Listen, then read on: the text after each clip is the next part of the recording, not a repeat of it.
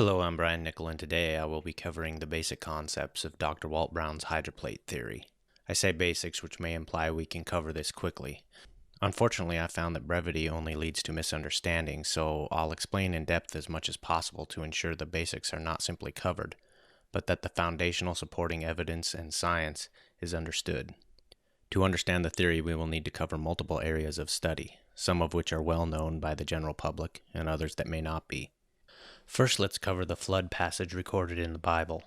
It is an account which many find hard to believe, and for good reason. Most have not studied the passage closely, and fewer still have established a working explanation which correlates what we see today with what Genesis says occurred.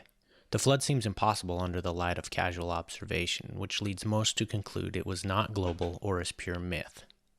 We'll briefly discuss the text and context of the flood in Genesis, and we'll then look at Walt Brown's hydroplate theory, which I've found to be by far the most scientifically in-depth explanation of what truly was a cataclysm, or in the Greek katakludzo, which is the very word Peter uses in 2 Peter to describe the Genesis flood as a cosmos or worldwide event. The account of the flood in Genesis chapter 6 to 9 brings up some difficult questions. Many struggle to answer these questions without deferring to miracles or concluding that the passage is not to be taken literally. These unsatisfactory answers lead to a certain ambivalence about the importance of this account. Many have concluded that the flood passage is of little value other than a spiritual nugget that following what God says may be a good idea. However, if patient and willing to consider some out-of-the-box ideas, the Genesis account becomes much more than a bedtime story, but a foundational event of history that validates the Bible, its New Testament authors, including Jesus, who will all refer to Noah and the flood as historical. This touches on my purpose for presenting this series. My aim is that the information covered here would give both Bible skeptics and believers pause to evaluate their assumptions about what they think they understand about the flood event. Many times believers of the Bible have a blind faith which places them in a position of having little to offer to a skeptic that would help them to see why the believer objectively trusts the Bible's account. This can lead to a heated discussion that frustrates both sides because the blind faith believer bases their argument on because God said so. This may be a true statement, but it is not going to convince someone who is skeptical of the Bible and God in the first place. For the skeptic, I think many see right away that their scientific education completely contradicts the Bible's account of origins. This becomes the basis for rejecting most of the Bible as made-up stories. Why believe in any part of a fairy tale that most agree didn't happen, right? And it follows that if the Bible's historical records are make-believe, why trust in anything it says about who God is or our moral accountability to Him? I hope this presentation can help show that the Genesis flood account actually fits modern scientific observation better than the evolution model that we've been almost exclusively and sometimes dogmatically taught. If the hydroplate theory can show that Genesis gives a very real account of the flood based on scientific principles that matches our observations, then perhaps the rejection of the Bible's historical record should be reconsidered. And if the Bible's history is in fact real, then a re-evaluation of who God is and our accountability to Him should take place as well.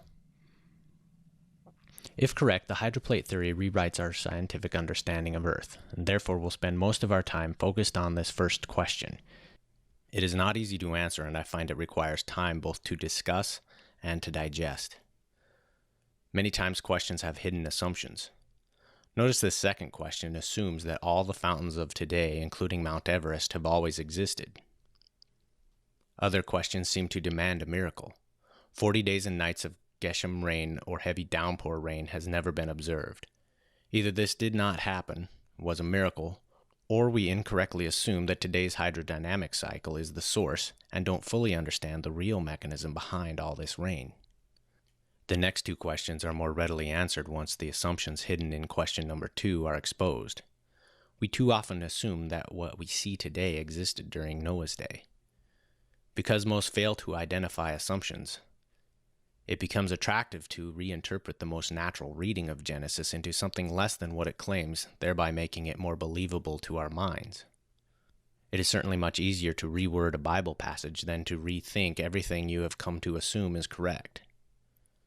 So does the local flood idea really fit the context? The Hebrew word for earth, eret, can mean the entire earth, land, ground, country, etc. Some try to force this passage to mean just the land or country, to support a local flood theory. However, due to the context of the passage, the local area idea must answer the following difficult questions. Were people outside the area considered righteous? Why not just move Noah, who was given 120 years warning ahead of time? This is what God did with Lot. Was God only grieved that he made man and animals in the local area? Later in chapter 9, the flood is claimed several times to have destroyed all flesh that breathed air. How does any local flood wipe out all birds? Our recorded observance of local, even very large floods does not at all match the record of events in Genesis.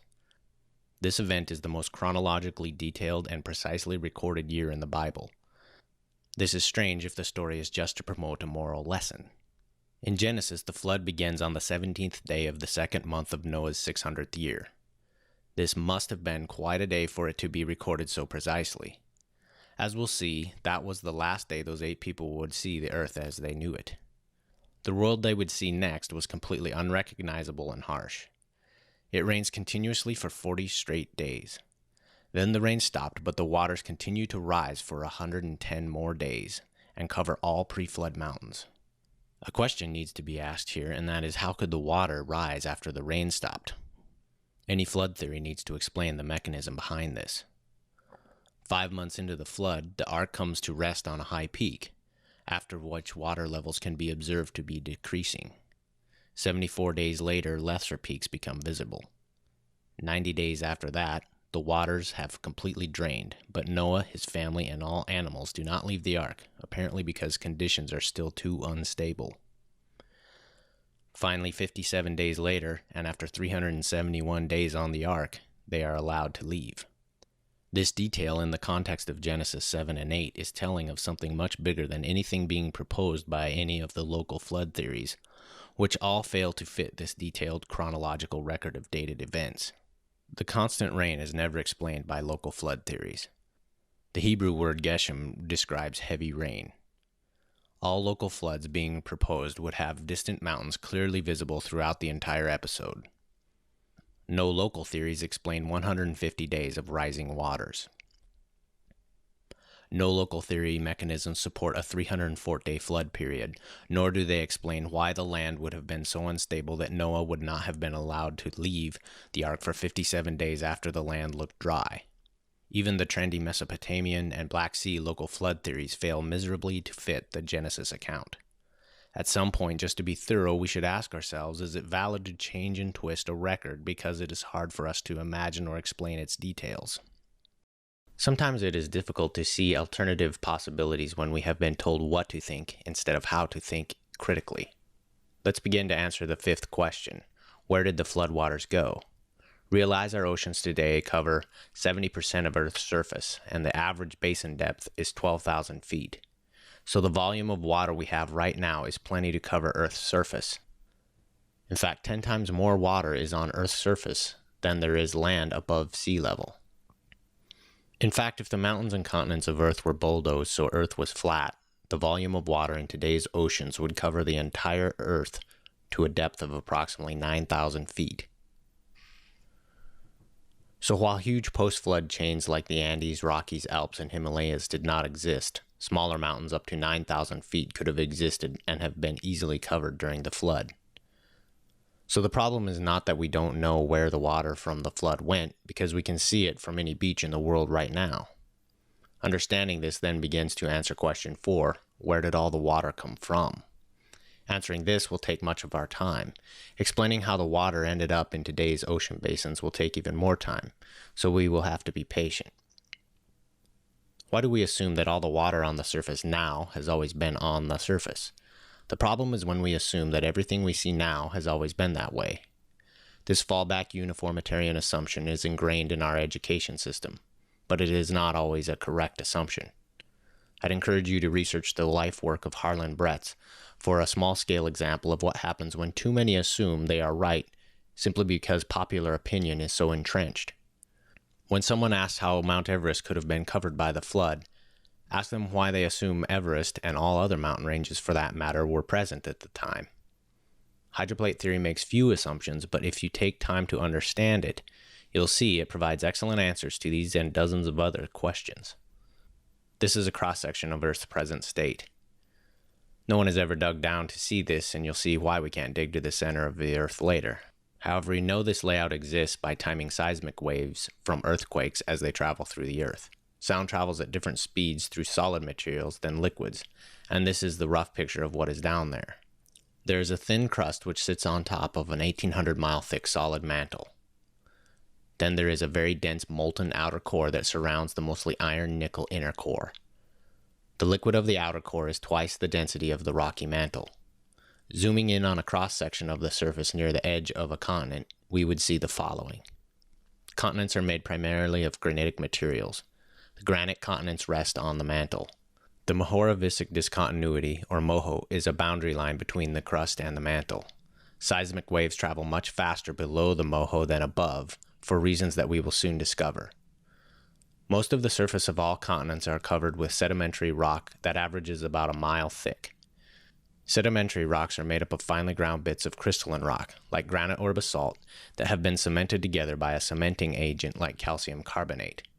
For example, sandstone and limestone are sedimentary rocks. Metamorphic rocks occur when sedimentary or crystalline rock is greatly compressed and heated. For example, marble and diamond are metamorphic rock. The two most prominent surface rocks are basalt and granite. The floors of the ocean basins are primarily lined with basalts, which are igneous, meaning formed from a melt state. We know basalts are igneous because we see them being produced in nature and can replicate basalts from a melt in a lab. Continents are primarily granites, which are slightly less dense than basalts. Contrary to what is commonly assumed, granite does not appear to be igneous, meaning formally melted. Rather than being igneous, granite would be better termed as an enigma. Granite is made of very large crystals of quartz, feldspar, hornblende, and mica. These materials have differing densities and melting points. If granite was molten for millions of years and slowly cooled as assumed, the differing liquid mineral densities would naturally self-sort due to gravity, just like oil and water. The result would be a layered cake pattern, not the large interlocked crystalline patterns that we see today. No one has ever reproduced large-grained granites seen in nature. The end product, both in the lab and in nature, when a granite is melted and resolidified, is a plain igneous rock called rhyolite, which has tiny crystal grains like igneous basalts do. The borders and edges of continents taper and are beveled. The continents generally thin and taper out under the ocean's surface, forming the continental shelf, which runs out under the water between 300 and 600 feet deep. The true edge of the continent then rapidly drops off in a bevel shape to an ocean depth averaging 12,000 feet, forming the continental slope. Notice that the thinned continental shelf connects the continents. If ocean levels were several hundred feet lower, you could almost walk from Southeast Asia to Australia and from Siberia to Alaska. If this were the case after the flood, while much of the flood waters remained trapped on the continents, there was a good reason behind God's direction for survivors of the flood to spread out as they increased in population. This also may explain why in Genesis 9, Nimrod and those who settled on the plain of Shinar in today's Iraq were quickly confused by God with differing languages and thereby forced to spread out. This also explains why the origin of all language is tracked back to this region. About 2 generations after Babel, the earth was divided in the day of Peleg in Genesis chapter 10. Peleg's name is a root for many words today concerning water, like archipelago or bath pelagic. This lends credence to the idea that the earth was literally divided by rising ocean levels that separated the continents in the days of Peleg. I'll now give a brief general summary of how Earth formed from an evolutionary view. There are actually many differing views, but the following appears to be the most popular today. Supposedly 4.5 billion years ago, asteroids gravitationally collapsed into each other, and the energy released from these impacts produced a molten liquid Earth, which remained molten for millions of years. As accretion ceased, the surface eventually cooled and formed a solid crust, but as we just covered, a granite crust could not have originated from a previously molten condition, and no lab has ever been able to replicate granite from a molten state. The evolutionary model then states that over time, the remaining inner molten materials were gravitationally separated to form the dense solid inner and outer cores of the Earth.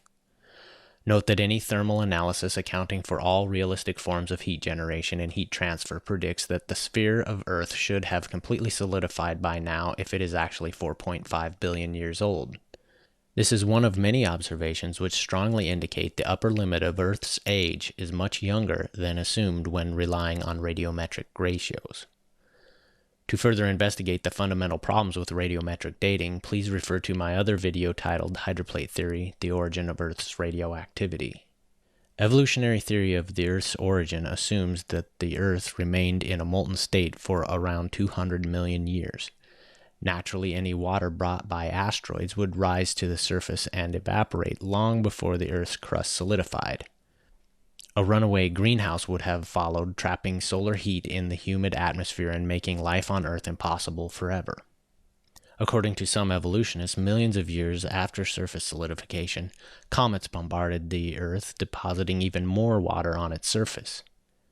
But recent discoveries of high deuterium concentration, or heavy water, on comets, compared to Earth's oceans, have led some scientists to conclude that Earth's water could not have come from comets. In summary, the evolutionary theories of how water came to be so prevalent on Earth's surface is not supported by what we observe today. But if we assume the evolutionary theory is somehow true, then basic scientific principles tell us that Earth's water should only be found on the surface.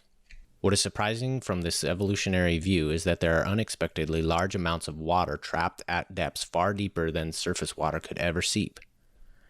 Here is why deep water under continents is not expected. Imagine a block of soft modeling clay or Play-Doh. Now stack more blocks of clay on top. Eventually the bottom block will deform sideways due to the weight of the added blocks. Add more blocks and more of the material deforms. Now imagine that you have stacked another column of clay blocks very close to the original column. What will it do? It too will deform and compress against the other material. The dashed line represents the boundary at which the compressive strength of the clay or Play-Doh has been exceeded. Material below this boundary forms a tight seal. Even small microscopic cracks cannot exist below this boundary line.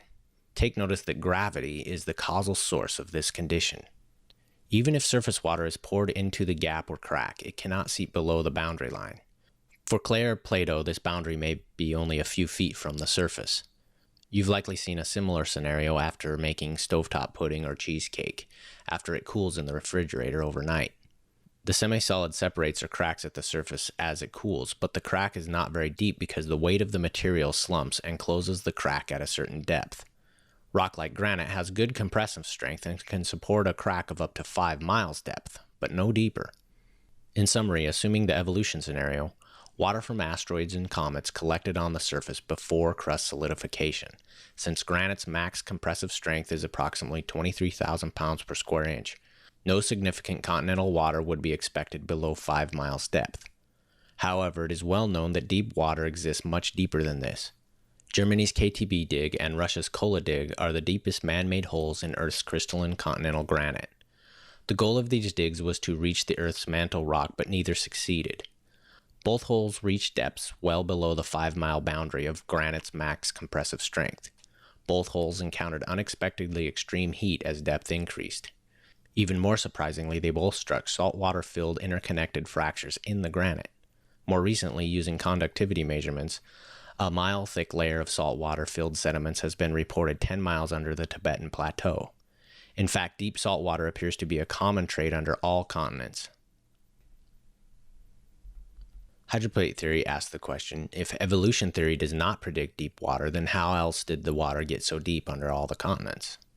At this point, it is interesting to note that the Bible indicates in several places that water was and is under the earth. Psalms repeatedly indicates this. The deep is in storehouses. The earth is founded upon the seas and upon the waters. The earth is spread out above the waters. Finally, and most telling, is the opening action of the flood recorded in Genesis 7 verse 11. The Bible strongly indicates large amounts of water were originally deep under the earth. The hydroplate theory uses these biblical descriptions in combination with many real-world observations we've just covered to derive its starting assumption about the original layout of Earth, which is radically different than what we see today, and certainly much different than what uniformitarian theory proposes. The assumed condition is that the Earth's surface crust was formed above a deep layer of water. This is a global condition wherein the Earth crust was an unbroken spherical supercontinent which covered and sealed in a deep layer of water trapped between it and the mantle rock. Many imagine that a combination of forces like the tidal pull of the moon, Coriolis forces, and centrifugal forces would somehow rip this shell apart immediately, and therefore hydroplate theory is invalid from its first assumption. However, few can maintain such a view once they compare all these forces to the dominating gravitational force of Earth. Although other forces are present, they can often be ignored because they are so small compared to gravity. There is a reason gravity is the first force we learn of in school. As we discuss the hydroplate theory's many observations, take note of how so much of the theory's explanation is simply founded upon the physics of what happens to materials under the influence of Earth's gravity. Rather than speculation about unconfirmed natural processes or imagined miracles, we'll see hydroplate theory turn again and again to Earth's gravity as the causal mechanism which drove processes and produced various effects. The Bible records further detail of these assumed starting conditions in the creation account of Genesis 1. The Hebrew for waters here is mayim, which is always used to describe liquid water. Many attempt to explain waters in verse 2 as if it is a frozen or gaseous vapor in space, but Hebrew does not use mayim to describe those states of water. Hebrew has many other words to describe ice, clouds, and vapor states, so clearly liquid water is in view. Then on the second day of creation, God said, "Let there be an expanse in the midst of the waters, and let it separate the waters from the waters." The word rakia comes from the root word raka, meaning to spread, beat, or hammer out as with a metal. It can also mean a plate. The Septuagint translates rakia with stereoma, meaning a solid, firm structure. The Latin Vulgate uses the term firmamentum, from which the King James translators coined the term firmament. The implication is that the expanse was a solid, firm material. Again, mayim is used in verse 6, so day 2 seems to describe a state where liquid waters from Genesis 1 verse 2 were divided in half and separated by a solid plate of material. Remember I said granite is an enigma and has never been replicated. Hydroplate theory proposes that this expanse material was a miraculous formation of a granite crust separating surface water from the waters of the deep. On the third day, Genesis 1 describes the results of God's further direction to firmly position the somewhat unstable expanse and bring it to a more stable equilibrium.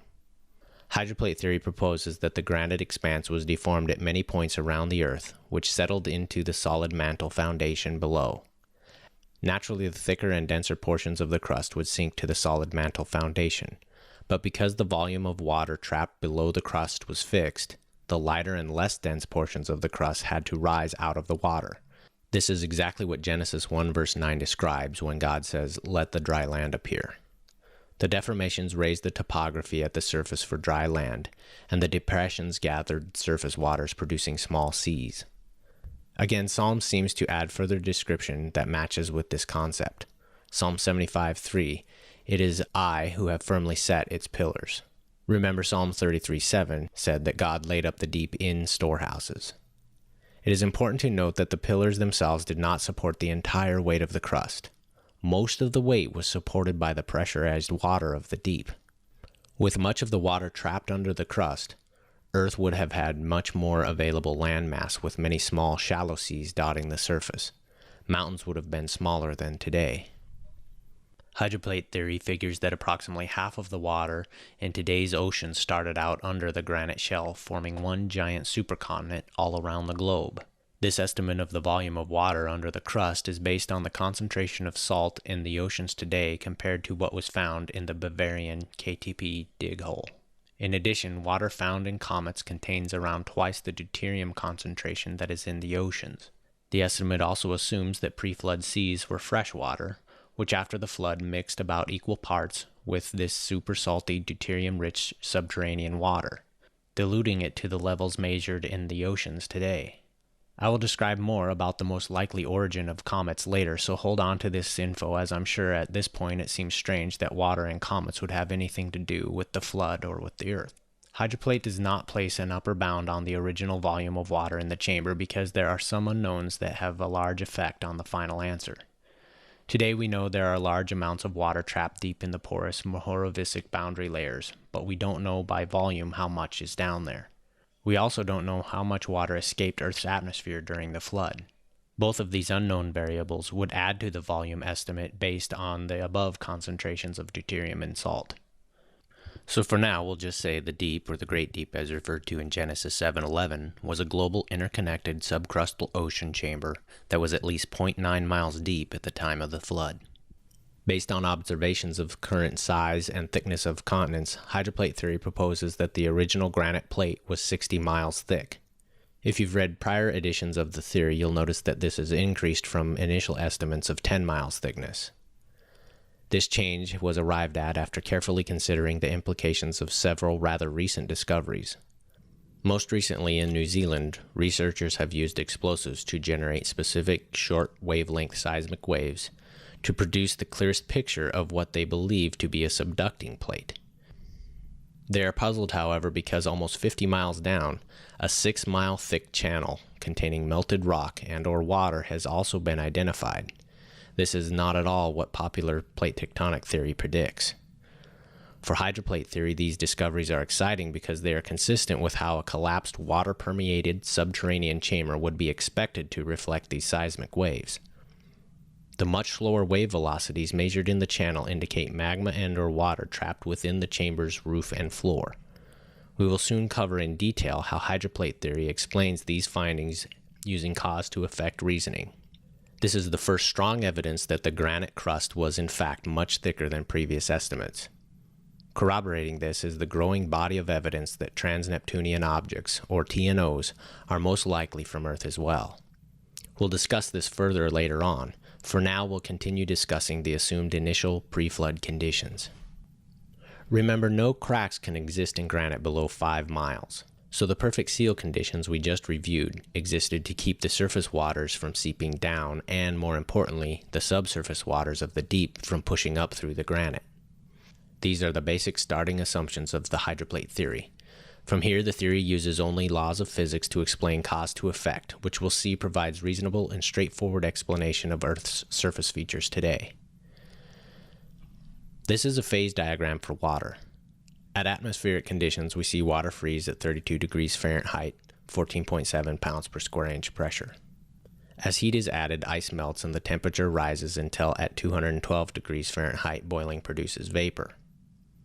The weight of 60 miles of granite above means that the Great Deep was pressurized to approximately 372,000 pounds per square inch. As will be seen, work was being done on the water of the Great Deep, which gradually increased its internal energy, so we will refer back to this diagram several times and see how conditions in the water changed and the dramatic effects that were produced.